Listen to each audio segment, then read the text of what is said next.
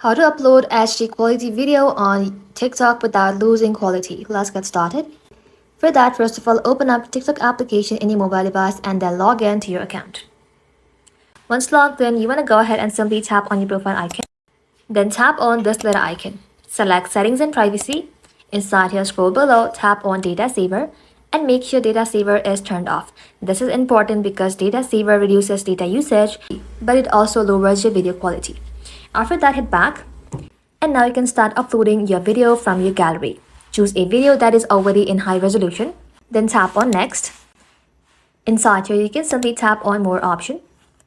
And just like that, scroll below. And make sure Allow High Quality Upload is toggled on.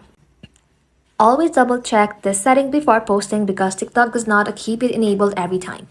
And finally, if you're recording videos using your iPhone camera, make sure you're shooting in high quality. That's it. Thank you all for watching. If this video was helpful, consider subscribing to our channel and liking this video.